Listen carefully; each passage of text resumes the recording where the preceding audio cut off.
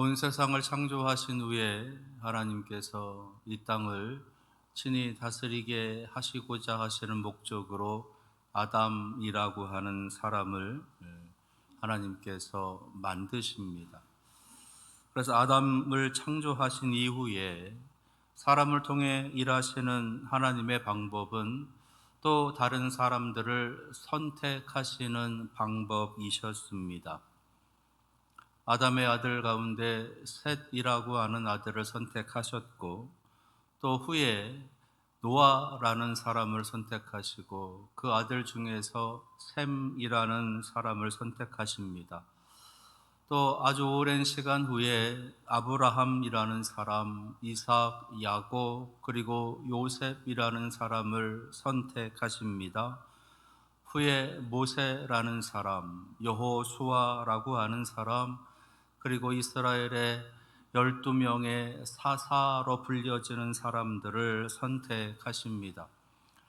그 후에 사무엘이라는 사람, 다윗이라는 사람, 그리고 엘리야, 엘리사, 이사야, 예레미야 등과 같은 이런 선지자들을 그때에 따라서 하나씩 하나님께서 불러주시고 선택하셔서 하나님의 그 위대한 일을, 하나님의 구원의 일을, 하나님 나라의 일을 하게 하십니다. 여기서 한 가지 드는 궁금한 것은 범죄한 인간들, 타락한 인간들인데, 하나님을 대적하는 인간들인데 왜 하나님께서는 다른 피조물들, 이 땅에 존재하는 수많은 다른 피조물들을 다 제외하시고 왜 끝까지 이 인간을, 이 사람을 선택하시는 그 방법을 통해서 하나님의 일을 계속해서 해 가시는 것일까? 인간의 악함, 인간의 더러움, 인간의 교만함, 그리고 더 교묘함, 그것에 물들어서 가면 갈수록 더 죄악이 관영하도록 그렇게 만들어 놓는 이 더러운 인간을 하나님께서는 왜 계속해서 선택하시는 것일까?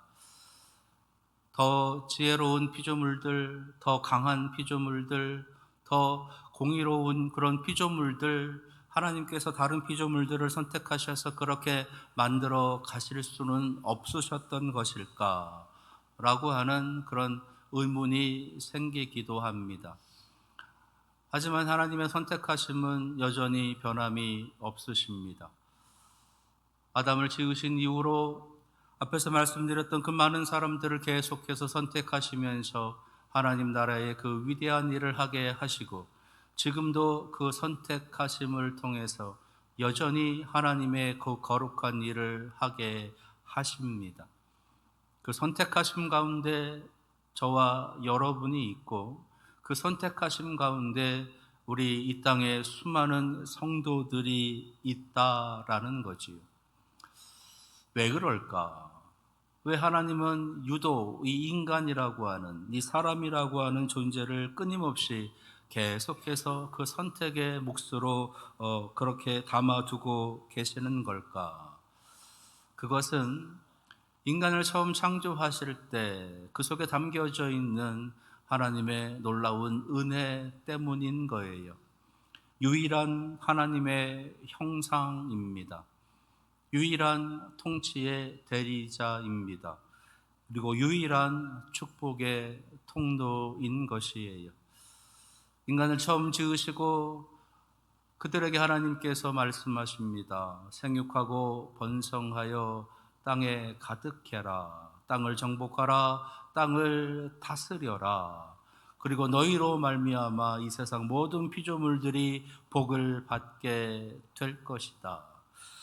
이것이 인간을 만드신 이유, 인간에게 하나님의 형상을 덧입혀 주신 이유이기 때문에 하나님께서는 그 어떤 피조물들에게도 이것을 허락하시지 않으셨기 때문에 하나님께서는 그 모습을 계속해서 지켜가시는 겁니다. 이런 하나님의 역사, 이런 하나님의 선택에 대해서 잘 알고 있는 다윗은 그의 시편을 통해서 우리에게 이렇게 고백합니다. 사람이 무엇이기에 주께서 그를 생각하시며 인자가 무엇이기에 주께서 그를 돌보시나이까. 그를 하나님보다 조금 못하게 하시고 영화와 존귀로 관을 씌우셨나이다. 주의 손으로 만드신 것을 다스리게 하시고 만물을 그의 발 아래 두셨나이다. 이런 이유로 하나님께서 사람을 선택하시는 것은 계속되어지고 있다라는 거예요. 이러한 하나님의 선택에 대한 그 선택을 받는 인간들의 반응이 성경에는 나옵니다. 크게 두 가지로 나오지요. 하나는 그 선택에 순종하는 반응, 또 하나의 선택은 불순종하는 선택입니다. 순종과 불순종, 순종의 삶을 살아가는 자들, 그들을 가리켜서 하나님의 거룩한 백성으로 하나님께서는 인정해 주십니다. 순종하지 않는 자들을 불쌍히 여기시고 긍휼히 여기시면서 그들 또한 순종의 사람들로 나아가기를 여전히 기다리고 계십니다. 그것이 지금껏 하나님의 선택함을 받았던 또는 선택함에 불순종하는 사람들의 모든 역사가 인류의 역사 속에 담겨 있음을 성경이 보여주는 것이지요. 그런데 가만히 보면 그 하나님의 선택하심에 순종하며 살아가는 사람들, 그 순종하며 살아가는 사람들의 모습도 우리가 가만히 들여다보게 되면 그 모습 또한 그렇게 석연치 않은 것을 보게 돼요. 왜냐하면 그 순종을 끝까지 지키며 살아간다라는 것이 결코 쉽지 않기 때문이다라는 것이에요.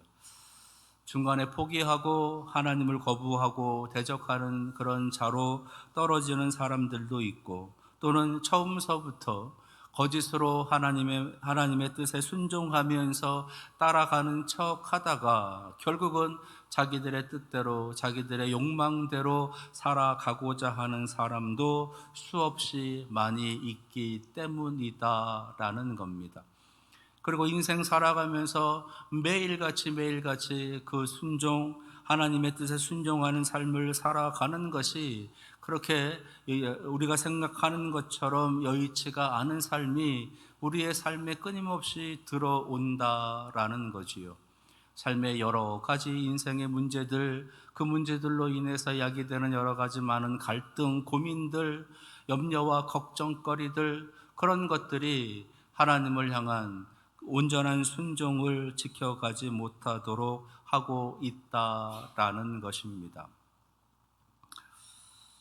그럼에도 불구하고 그렇게 부족하고 그렇게 연약하고 그렇게 흔들리고 그렇게 흠도 많은 그러한 인간들이지만 하나님께서는 여전히 그 인간들에 대한 그 희망, 그 꿈을 놓지 아니하시고 그 순종을 끝까지 지켜갈 수 있도록 도우시고 이끄시고 만들어 가시는 과정을 통해서 하나님의 그 거룩한 일들을 이루어 가신다라는 겁니다.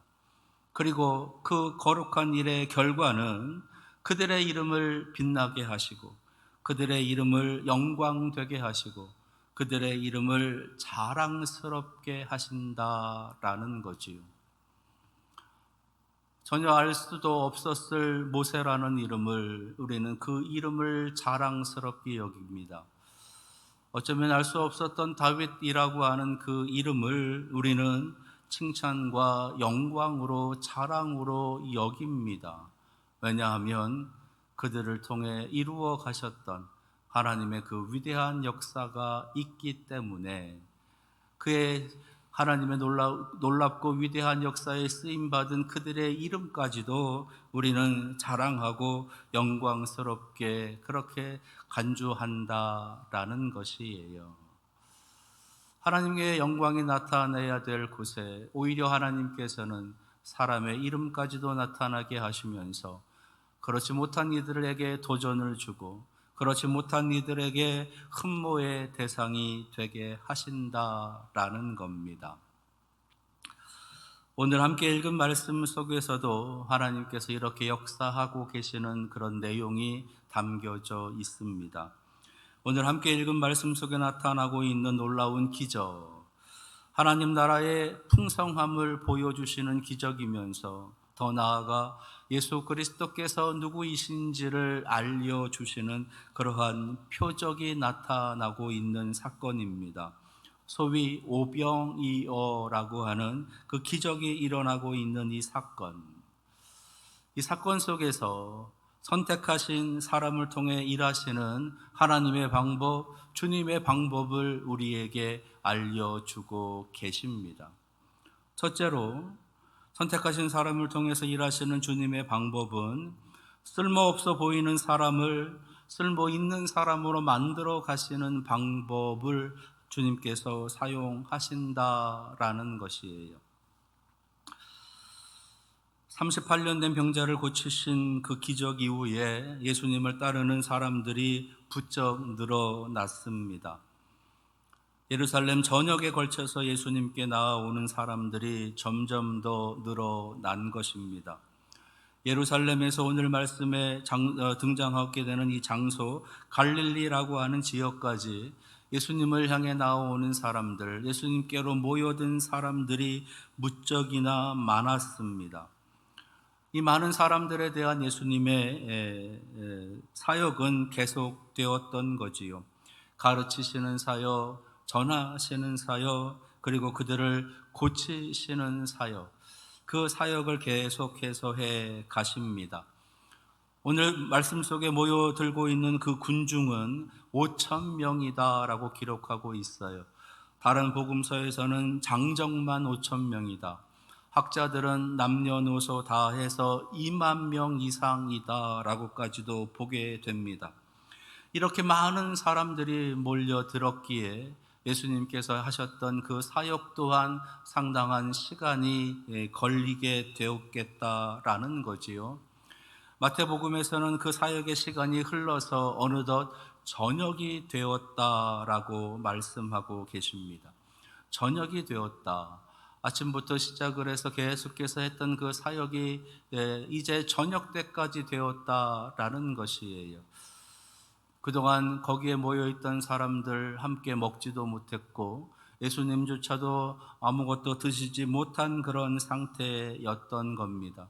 그래서 예수님께서는 저들을 먹이시고자 하셨다라고 오늘 말씀 속에 나오고 있지요. 저들에게 먹을 것을 나누어 주기를 원하십니다. 그래서 곁에 있던 빌립에게 이렇게 말씀하십니다. 5절입니다. 우리가 어디서 떡을 사서 이 사람들을 먹이겠느냐? 우리가 어디서 떡을 사서 이 사람들을 먹이겠느냐? 빌립 그리고 제자들에게 우리가 무엇인가를 준비해서 저 사람들을 먹여야 되지 않겠느냐라고 하시는 말씀인 거지요. 이 예수님의 말씀에 대한 빌립의 대답은 7절 말씀에 이렇습니다. 각 사람으로 조금씩 받게 할지라도 200데나리온의 떡이 부족하리이다. 여기서 200데나리온이라고 하는 이 금액의 떡을 구입을 해서 이 사람들을 이제 나누어 주어도 부족하게 될 것이다 라고 하는 이 빌립의 계산이 적혀져 있는 것입니다. 데나리온, 한 데나리온은 당시의 화폐 가치에서 하루 품삯에 해당하는 그런 가치가 돼요. 그래서 우리가 일당 20만 원이라고 계산을 하게 된다면 200데나리온이라고 하는 가치는 약 4천만 원에 한다라는 겁니다. 4천만 원 그 이상 되어지는 이렇게 큰 금액이 그들에게는 없었을 것이에요. 그러니까 지금 이 빌립이 이렇게 말하고 있는 것은 우리는 지금 아무것도 가지고 있는 것이 없습니다. 이 많은 사람들을 먹일 수 있을 만한 그런 물질을 우리는 가지고 있지 않습니다. 그러니까 지금 이 빌립은 할 수 없습니다. 그것은 불가능합니다 라고 주님께 말하고 있는 겁니다. 자신들이 할 수 없는 이유, 우리가 할 수 없는 이유를 상당히 합리적으로, 계산적으로 그렇게 설명하면서 말하고 있는 것이에요. 근데 우리가 주목해야 될 또 다른 한 구절이 있습니다. 그것은 6절 말씀이에요. 이렇게 말씀하시면 친히 어떻게 하실지를 아시고 빌립을 시험하고자 하심이라. 이미 예수님께서는 이 사람들을 먹여야 되겠다라고 작정하신 겁니다. 그래서 빌립에게 물어보고 계신 거예요. 근데 그 빌립에게서 우리가 이렇게 하면 이 사람들을 먹일 수 있겠습니다 라고 하는 긍정적인 반응이 나올 것이다 라고 하는 것을 기대하고 말씀하신 것이 아니라 그 빌립을 시험하고자, 여기서 시험이라고 하는 것은 훈련시킨다라고 하는 의미예요. 그러니까 빌립을 훈련시키시고자 이렇게 그 빌립에게 묻고 계시다라는 겁니다. 그러면 빌립의 무엇을 훈련시키는 것인가? 그것은 하나님 백성의 삶을 살아가는, 하나님의 거룩한 믿음의 삶을 살아가는 그 사람으로서의 신앙의 훈련을 시키시는 과정이다라는 것이에요. 아주 짧은 시간 계산적으로, 그리고 아주 합리적으로 필요한 것들을 도출해내면서 이러한 근거로 이러한 이유로 할 수 없습니다 말하고 있는 그 빌립을 훈련시키셔서 할 수 있습니다 라고 하는 사람으로 만들어 가시는 과정, 그 과정을 위해서 예수님께서 이렇게 물어보고 계셨다라고 하는 겁니다. 하나님의 일은 여러분들이 잘 아시는 것처럼 하나님의 일은 믿음으로 하는 것이에요. 믿음으로 살아가는 믿음의 사람을 만들기 위해서, 믿음으로 하나님의 일을 하는 그 사람을 만들기 위해서 예수님께서는 지금 빌립에게 이렇게 말씀하고 계시다라는 겁니다. 할 수 없다 말하는 사람, 불가능하다 말하는 사람, 예수님의 입장에서, 하나님의 입장에서 어쩌면 필요 없는, 쓸모없는 사람일 수 있다는 겁니다. 그러나 예수님께서는, 하나님께서는 빌립을 선택하셨기에, 제자들을 선택하셨기에 그 제자들을 믿음의 사람으로 훈련시키시면서 만들어 가시는 거예요. 그래서 그들의 입에서 더 이상 세상을 따라가 세상에 있는 사람들처럼 계산하고 합리적인 것을 따지고 추론해가면서 믿음 없는 삶을 살아가는 것이 아니라 믿음 있는 삶을, 믿음의 삶을, 그 믿음을 근거로 하나님의 일을 하는 사람을 만들어 가시기 위해서 이 말씀을 하고 계시다라는 겁니다. 언제나 그렇듯 성경은 우리에게 하나님의 위대한 일은 믿음을 가진 한 사람을 통해서 이루어진다라는 것을 우리에게 알려줍니다. 그것은 지금도 마찬가지예요. 지금도 하나님께서는 하나님의 그 위대하신 일을, 그 놀라운 구원의 일을, 사랑의 일을 믿음을 가진, 믿음으로 살아가는, 믿음을 근거로 살아가는 하나님의 사람, 그 사람을 통해서 역사하시는 겁니다.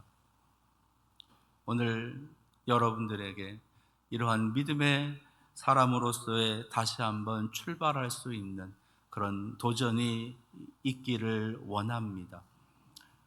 내가 살아가는 삶의 근거가 무엇인가?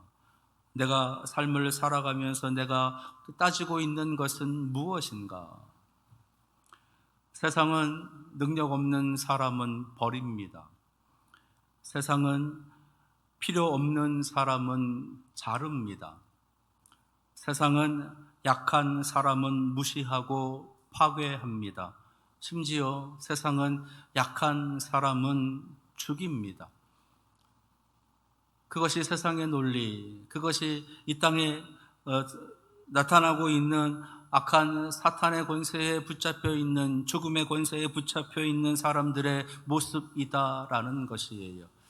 소위 약육강식이라고 하는 그 이야기들을 하면서 약하면 잡아 먹힌다, 강한 자가 잡아 먹는다라는 것이지요. 그래서 더 강해지라고, 더 많이 가지라고, 더 높아지라고 끊임없이 가르치고 또 가르치고 그렇게 살아가야 된다고 강조하는 겁니다. 그러나 하나님께서는 그렇지 않아요. 하나님께서는 오히려 세상을 살아가는 삶의 능력은 하나님에게서 나온다라는 것을 알려주시면서 그 하나님을 향한 믿음을 가지라라고 말씀하시는 겁니다. 오늘 여러분들에게 이 믿음을 향한 또 다른 도전이 시작되기를 바랍니다. 선택하신 사람을 통해 일하시는 주님의 방법, 그 두 번째 모습은요, 쓸모없어 보이는 아주 작은 헌신도 동참시켜 주시는 방법으로 하나님께서 일하신다라는 겁니다. 쓸모없어 보이는 아주 작은 헌신까지도 하나님의 그 거룩한 일에 참여시켜 주시는, 동참시켜 주시는 그 모습으로 하나님의 일을 하십니다. 예수님과 베드로가 대화를 나누고 있을 때에 베드로가 나타납니다. 어디서 데리고 왔는지 한 아이를 주님께로 인도해 옵니다. 그 손에는 보리떡 5개와 물고기 2마리가 들려 있습니다. 보리떡 5개, 물고기 2마리. 장정한 사람의 몫이라도 많이 부족할 것 같은 그 보리떡 5개와 물고기 2마리를 가지고 옵니다. 베드로는 그것을 주님 앞에 내어놓으면서 이렇게 말합니다. 그러나 이것이 이 많은 사람에게 얼마나 되게 싸움나이까. 여기 보리떡 5개와 물고기 2마리가 있지만 이것으로는 이 많은 사람들을 도저히 먹일 수 없습니다. 이것이 과연 누구에게, 그리고 이것을 누구에게 나누어 줄 수 있겠습니까? 라고 그렇게 오히려 반문하고 있는 겁니다. 베드로가 이 아이를 찾기 위해서 얼마나 많은 사람들을 만나고 주변에서 얼마나 많은 사람들 속에서 먹을 것을 찾아봤는지 구체적으로 알 수 없습니다. 그리고 이 아이가 이 보리떡 5개와 물고기 2마리를 주님 앞에 가지고 나오는 그 모습이 자발적으로 가지고 왔는지, 아니면 그의 작은 믿음을 가지고 왔는지, 아니면 베드로의 강권함으로 억지로 가지고 왔는지 우리는 알 수 없습니다. 그러나 이 아이가 내놓고 있는 이 보리떡 5개 그리고 물고기 2마리, 이 아이의 이 작은 헌신, 이 작은 물질의 결과는 그 뒤에 엄청난 놀라운 역사로 나타나고 있다라는 거예요. 30배, 60배, 100배를 뛰어넘어 2만 명이 넘는 그런 많은 사람들을 배불리 먹이고 12광줄이나 남은 음식을 거두어 드릴 만큼 놀라운 기적이 되었다라는 겁니다. 언뜻 보기에는, 우리가 보기에는, 상식적으로 보기에는, 합리적으로 보기에는 너무너무 작아서 어쩌면 쓸데없어 보이는, 쓸모없어 보이는 이 보리떡 5개와 물고기 2마리, 그 2마리가 주님 앞에 나아갔을 때, 주님께 내어졌을 때 그것은 기적의 도구가 되었다라는 것이에요. 그 보리떡 5개와 물고기 2마리를 받으신 주님께서 하늘을 우러러 축사하십니다. 그러시고 그 보리떡 5개와 물고기 2마리를 나누어 주시는 거예요. 그것이 어떻게 만들어졌는지, 또다시 어떻게 생겨났는지 성경은 구체적으로 우리에게 알려주지 않습니다. 그러나 2만 명이 넘는 사람이 다 먹고 남을 만큼 놀라운 기적의 도구가 되었다라고 하는 것을 우리에게 알려줍니다. 인간이 생각하기에는 쓸데없어 보이고 인간이 생각에는 아주 너무 작아 보이는 것이라 하더라도 그것을 그것을 근거로 그것을 가지고 주님께서 저 하늘에 축사하시고 축복하시면서 그것을 가지고 나눌 때에 놀라운 기적이 나타난다라고 하는 것을 우리에게 보여주시는 겁니다. 그러시면서 너희들이 드리고 있는 그 아주 작은 헌신, 너희들이 드리고 있는 그 작은 헌신 하나하나를 내가 기억한다고, 내가 그것에 축복하고 그것에 축사하고 그것을 사용하게 되면 놀라운 기적이 나타난다라고 하는 것을 우리에게 알려주시는 거예요. 우리의 작은 헌신, 우리의 아주 작은 봉사, 우리의 아주 작은 하나님 앞에 내어놓는 것들,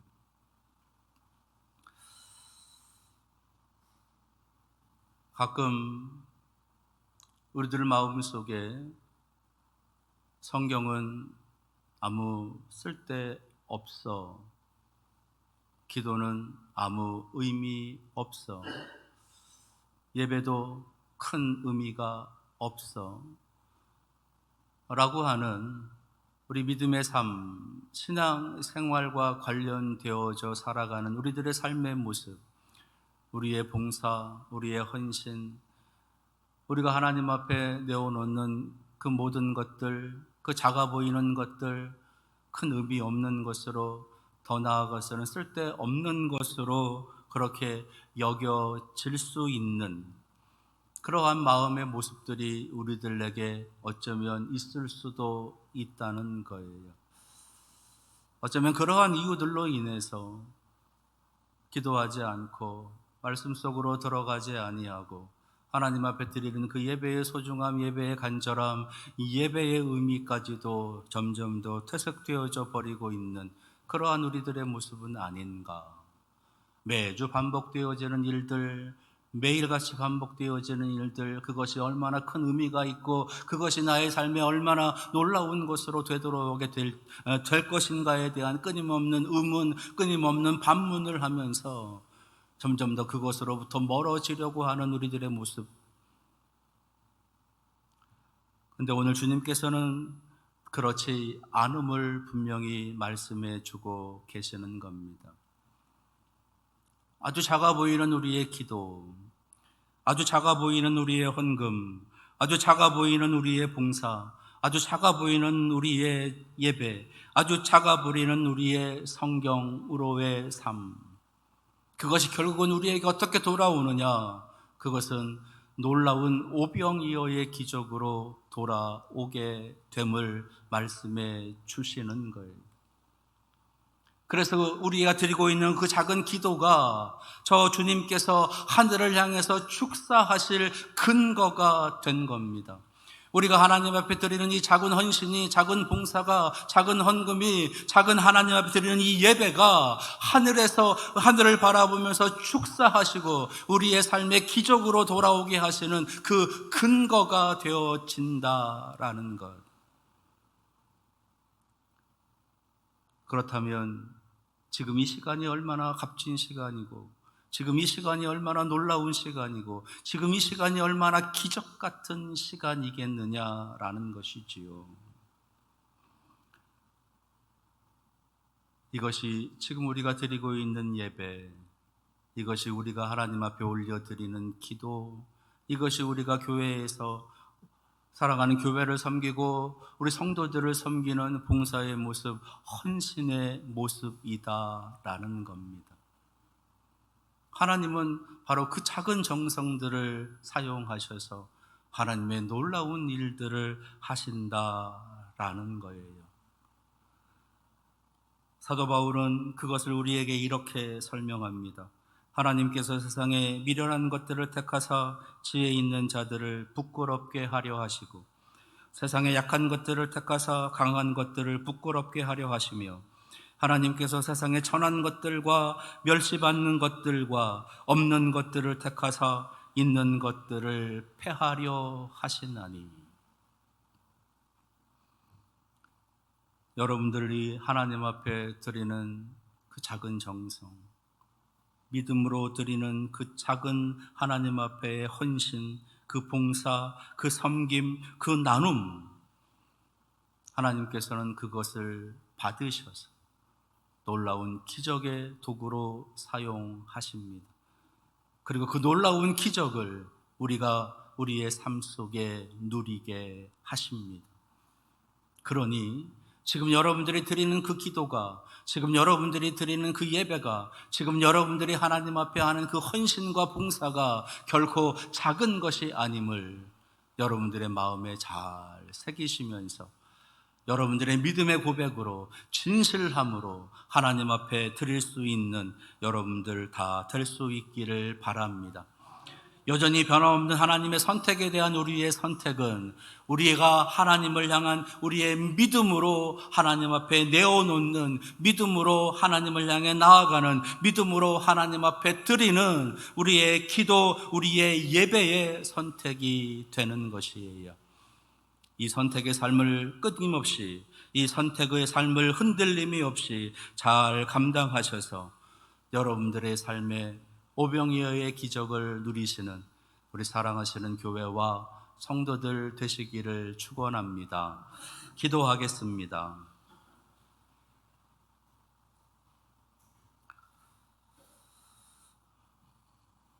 너무 연약하여, 너무 부족하여, 어쩌면 쓸데없어 보이고 쓸모없어 보이는 우리들의 모습, 우리들의 드리고 있는 그 모든 모양까지도 주님께서는 오히려 축사하시며 놀라운 기적으로 사용하십니다.